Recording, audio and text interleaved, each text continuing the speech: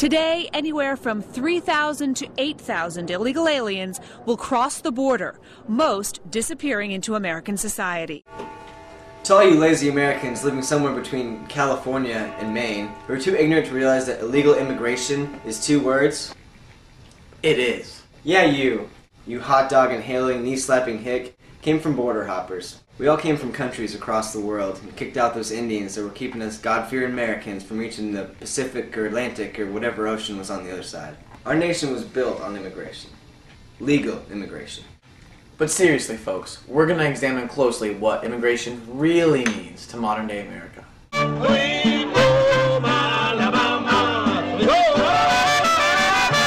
Ignoring illegal immigration, America actually has reached its highest point for legal immigration. While a problem for many Americans, Bill Clinton summed up their usefulness by saying, "They have proved to be the most restless, the most adventurous, the most innovative, and the most industrious of people." However, let it be known that when he wrote this, he had his fingers crossed and hoped that his fellow Americans would not catch on to his diss. Most of these most industrious of people are young males, and they usually come married and ready to reproduce like conejos. Americans, indecisive as they are, have never completely agreed on the issue of immigration. Whether it hurts or helps, and to what extent to allow it. In case you don't know your history at all, America has grown from 13 colonies to 50 states, and from a tiny group of religious freaks to a literally burgeoning population. That's not only thanks to Americans, but also to immigrants. America saw the largest immigration numbers ever during the decade of 1990. Although the ratio of foreign-born to natural-born remained low. In 2000, 28 million recent immigrants were found to be within our borders, and that number has grown since. Illegal immigration, despite its public proliferation, has always remained a fraction of total immigration. However, that does not subtract from its problematic nature. All immigrants, however, seem to hop, dig, fly, or, in this case, bust their way over to property contiguous to those who share a common ethnicity, namely in the states of Texas, New York, Florida, California, New Jersey, Pennsylvania, and occasionally Illinois. In this case, we kind of have some sort of a scene here, somewhere along the border, and it's kind of a mess. We've got looks to be some sort of bus wreck, and we've got some immigrants. Looks to be about 28 Mexicans running across the street. Now, it's hard to tell exactly what happened here, but I'm guessing this is sort of a typical scene here along the border areas where vehicles smuggling immigrants across the border have some sort of misfortune and then are forced to run from the border patrol. But I'm a little weirded out by this. As you can see, Mexico, Canada, Western Europe, and Central and South America send over the most immigrants to the United States compared to their respective populations. But let it be known that Greenland has contributed an insignificant amount to the immigration influx to the U.S. Illegal immigration needs to be put to a stop.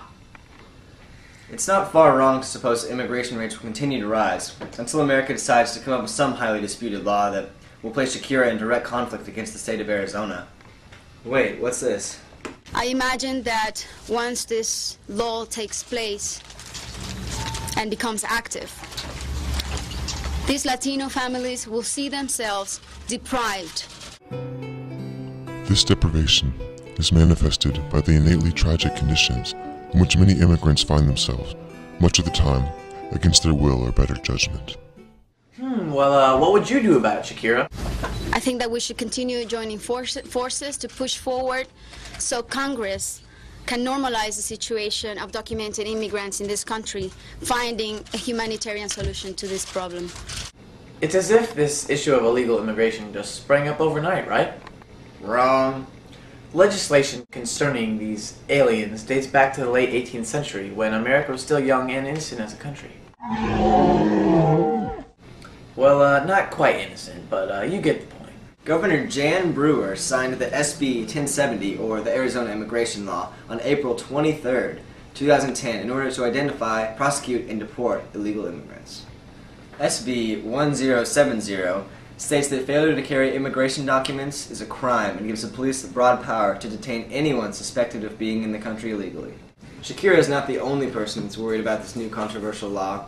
This Arizona immigration law is said to be the toughest immigration law of all time! Arizona is the first state to do this, and this is again considered Arizona is the first state to do this, and it's considered the toughest bill on illegal immigration. It's obviously very subject to profiling, and it's not very specific at all. Many people are very openly opposed to this new bill.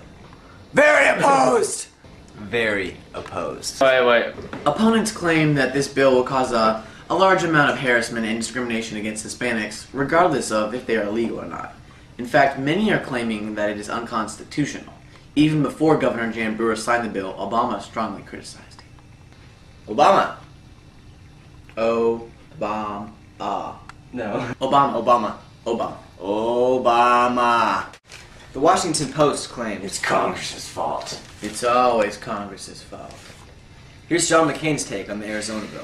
Well, first of all, the governor and the legislature acted out of sheer frustration that the federal government is not carrying out its constitutional responsibilities to secure our border. Our border is unsecure.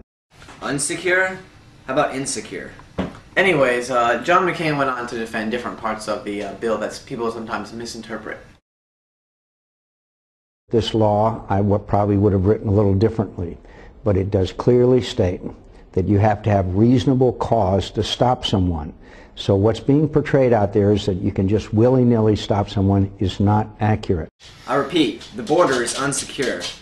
Maybe we need some motivation from McCain to de-unsecure it. We can do it. We can secure our border. Many have claimed that the Arizona government is causing Arizona to become the Nazi state. Hail Governor Jan Brewer! It hasn't only affected the people's views about the government, it has also changed many students' plans for college. The University of Arizona president, Robert Shelton, claimed that the university is losing students to the new law. The families of a number of out-of-state students have already told us that they are changing their plans and will be sending their children to universities in other states. It's exciting! Come on, everybody's coming! You're wondering why in a blue moon anyone would pass this bill with all the controversial opposition involved. Indeed. The primary reason Arizona passed this son-of-a-gun legislation was to make a statement to the feds. I am anti-government in any form because I do not like anyone telling me how to live but me. Yeah, another kind of statement. Immigration was a whopping problem in Arizona, and the federal government wasn't even doing much to stop it at all. Many of the border hoppers were not only bringing their families, but also a lot of illegal drugs, causing drug trafficking. Some previous attempts to stymie the proliferation of the practice resulted in some proactive legislation.